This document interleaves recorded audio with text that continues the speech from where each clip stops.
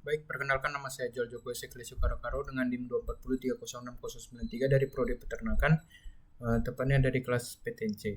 Nah, di sini saya ingin menjelaskan tentang biosintesis telur, yang dimana video ini itu didasarkan dari tugas produksi ternak unggas yang diajarkan oleh dosen kami, yaitu Bu Tati Fidiani Sari, SPT, MP, IPM. Baik, pertama-tama kita harus tahu dulu apa itu biosintesis telur. Nah, biosintesis telur itu adalah proses pembentukan dan perkembangan telur di dalam saluran reproduksi unggas betina. Nah, mulai dari pembentukan kuning telur hingga terbentuknya telur utuh yang siap dikeluarkan. Nah, proses ini itu dimulai dari pembentukan kuning telur atau yolk di dalam ovarium ayam betina. Nah, sebelum kuning telur terbentuk, hati itu terlebih dahulu menghasilkan berbagai zat nutrisi seperti protein, lemak, vitamin, dan mineral. Nah, nutrisi tersebut kemudian dibawa oleh darah menuju ovarium. Setelah itu, di dalam ovarium ini kan banyak folikel dengan ukuran yang berbeda-beda. Nah, folikel yang sedang berkembang akan menyerap nutrisi dari darah sehingga ukurannya semakin membesar. Lalu proses penimbunan nutrisi ini disebut fitolenogenesis. Lalu, hormon estrogen juga memiliki peran penting dalam proses ini karena merangsang hati untuk menghasilkan vitellogenin dan VLDL yang menjadi bahan utama pembentuk kuning telur.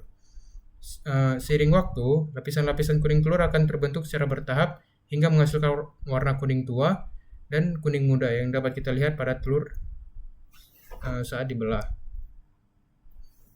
Setelah mencapai ukuran dan kematangan yang optimal, kuning telur akan mengalami ovulasi, yaitu dilepaskan dari ovarium menuju saluran reproduksi. Seluruh proses ini itu memakan waktu sekitar 7 hingga 10 hari lah. Lalu setelah itu pembentukan putih telur. Nah, setelah ovulasi terjadi, kuning telur akan masuk ke bagian pertama oviduk yang disebut infundibulum. Nah, pada bagian inilah pembuahan dapat terjadi apabila terdapat sperma.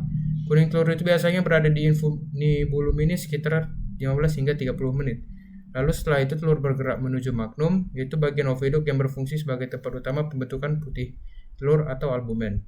Di sini kelenjar pada dinding magnum akan menghasilkan protein dan air yang membentuk putih telur. Pada tahap ini juga terbentuk kalaza, yaitu struktur menyerupai tali yang berfungsi menjaga posisi kuning telur tetap berada di tengah. Proses pembentukan putih telur ini berlangsung sekitar selama 3 jam sebelum telur bergerak ke bagian berikutnya. Lalu setelah itu ialah proses pembentukan kerabang telur. Setelah melewati magnum, telur masuk ke isthmus untuk pembentukan membran kerabang. Baru telur ini bergerak menuju uterus ataupun sel gland, yaitu tempat pembentukan kerabang telur. Kerabang telur ini sebagian besar tersusun atas kalsium karbonat yang digunakan itu yang berasal itu dari pakan maupun cadangan kalsium dalam tulang ayam. Pada bagian ini, ion kalsium dan karbonat disimpan secara bertahap hingga membentuk cangkang yang keras. Selain membentuk kerabang, uterus juga berperan dalam pembentukan warna kerabang pada berbagai jenis ayam, serta lapisan kutikula yang berfungsi untuk melindungi telur dari masuknya mikroorganisme. Pembentukan kerabang ini juga merupakan tahap yang paling lama dalam proses sintesis telur, yaitu memakan waktu sekitar 18 hingga 20 jam. Setelah selesai, maka telur akan menuju vagina dan kemudian dikeluarkan melalui kloaka dalam proses yang disebut ovoposisi atau peneluran. Jadi overall itu pembentukan satu butir pada ayam itu memerlukan sekitar waktu 24 hingga 26 jam atau setara dengan 1 hari. Baik, sekian video ini. Terima kasih.